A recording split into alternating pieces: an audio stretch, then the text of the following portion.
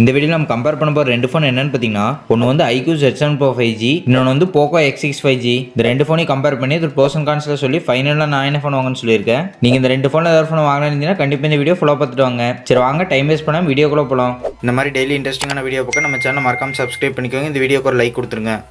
Iqoo Z7 Pro 5G display வந்து பார்த்தீங்கன்னா 6.78 inch Full HD Plus IPS LCD display தான் கொடுத்துருக்காங்க.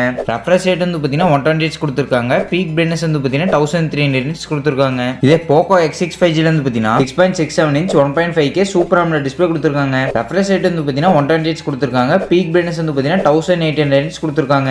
சேஃப்டிக்கு வந்து பார்த்தீங்கன்னா இந்த ரெண்டு ஃபோன்லையும் in display fingerprint sensor தான் கொடுத்துருக்காங்க. Iqoo வந்து பார்த்தீங்கன்னா கர்வ் டிஸ்பிளே டைப்ல வருது. இதே Poco வந்து பார்த்தீங்கன்னா ஃபிளாட் ஆன் டிஸ்பிளே தான் கொடுத்துருக்காங்க. ஸோ இந்த ரெண்டு டிஸ்பிளே எது பெஸ்ட்டாக இருக்கும்னு கேட்டிங்கன்னா கண்டிப்பா Poco X6 5G டிஸ்பிளே தான் பெட்டரா இருக்கும். ஏன்னு பாத்தீங்கன்னா அதோட ஸ்கிரீன் ரெசல்யூஷன் அதிகம், பீக் பிரைட்னஸ் அதிகம். சோ டிஸ்பிளே வினர் வந்து பாத்தீங்கன்னா Poco X6 5G தான். நெக்ஸ்ட் வந்து பாத்தீங்கன்னா processor Iqoo Z7 Pro 5G ல வந்து பாத்தீங்கன்னா MediaTek Dimensity 7200 ப்ராசஸர் வந்து கொடுத்திருக்காங்க. இதே Poco X6 5G ல வந்து பாத்தீங்கன்னா Qualcomm Snapdragon 7s Gen 2 processor வந்து கொடுத்திருக்காங்க. சோ இந்த ரெண்டு ப்ராசஸர் எது பெஸ்ட்னு கேட்டீங்கன்னா கண்டிப்பா Iqoo Z7 Pro 5G ல கொடுத்திருக்கேன். Dimensity 7200 ப்ராசஸரோட பவர் தான் அதிகமா இருக்கும். Gaming, day to day activity ரெண்டுக்குமே உங்களுக்கு பெரிய டிஃபரன்ஸ் தெரியும். சோ ப்ராசஸர் வினர் வந்து பாத்தீங்கன்னா Iqoo தான்.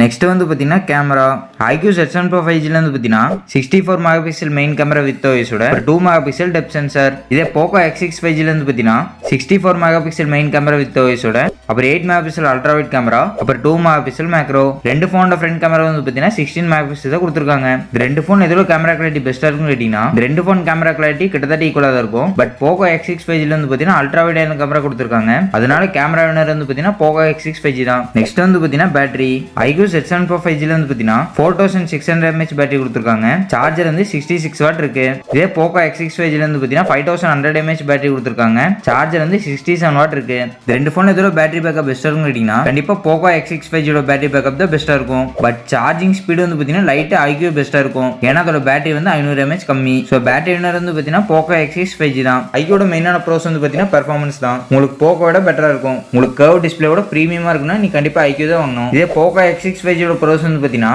உங்களுக்கு இன்னொரு பெட்டரான டிஸ்பிளே கிடைக்குது, உங்களுக்கு ஒரு பெட்டரான கேமரா கிடைக்குது, உங்களுக்கு பெட்டரான பேட்டரி பேக்கப் கிடைக்குது. ஸோ ஃபைனலா நான் என்ன ஃபோன் வாங்கணும்னு கேட்டீங்கன்னா நான் கண்டிப்பா Iqoo Z7 Pro 5G தான் வாங்குவேன். ஏன்னு பார்த்தீங்கன்னா எனக்கு பிடிச்சது வந்து பிரீமியமான லுக்கு, மெயினானது ஒரு நல்ல பெர்ஃபார்மன்ஸ், ஒரு நல்ல கேமரா. நீங்க Poco X6 5G தாராளமாக வாங்கலாம். நீங்க இந்த ரெண்டு ஃபோன் எது வேணா வாங்கிக்கலாம்.